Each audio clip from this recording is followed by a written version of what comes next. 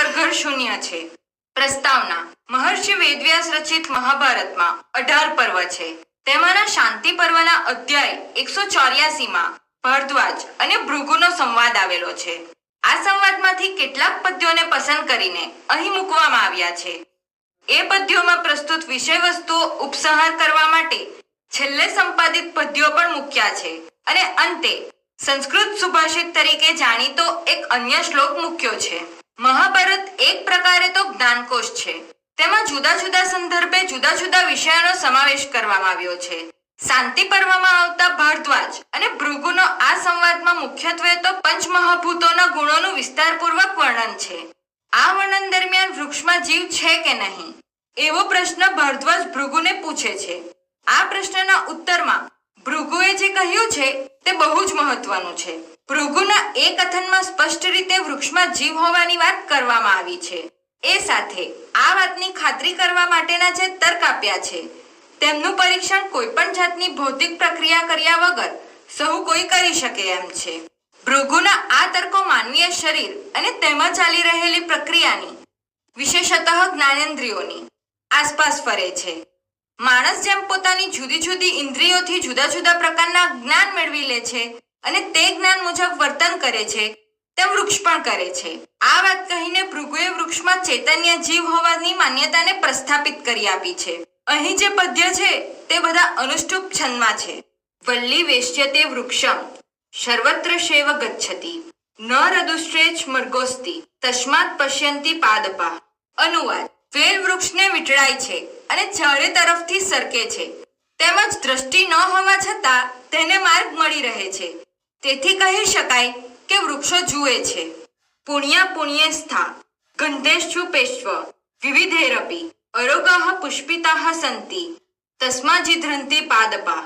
અનુવાદ: વૃક્ષો પવિત્ર અપવિત્ર ગંધ વડે તથા વિવિધ પ્રકારના ધૂપો વડે રોગરહિત અને પુષ્પોવાળા બને છે. તેથી કહી શકાય કે તેઓ સૂંઘે છે.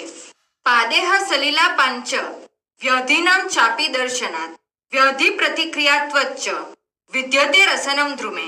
અનુવાદ: પગ વડે પાણી પીવાને કારણે રોગોના દેખાવાથી પણ રોગોનો પ્રતિકારક કરવાની ક્રિયાને કારણે જણાય છે કે વૃક્ષમાં રસનેન્દ્રિય જીભ છે.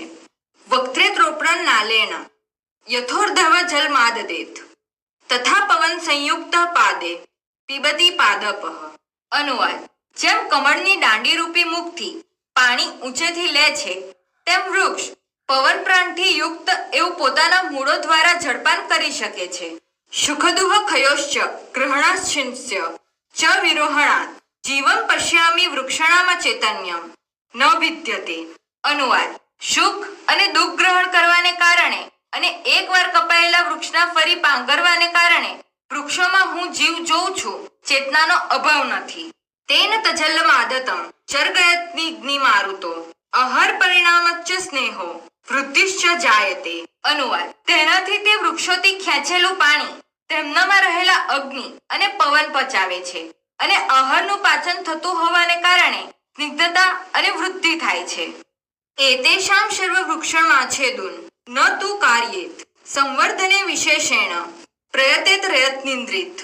અનુવાદ: આ બધા વૃક્ષોનો વિનાશ ન કરાવવો, ખાસ કરીને જાગ્રત રહીને વૃક્ષોને ઉછેરવાનો પ્રયત્ન કરવો જોઈએ.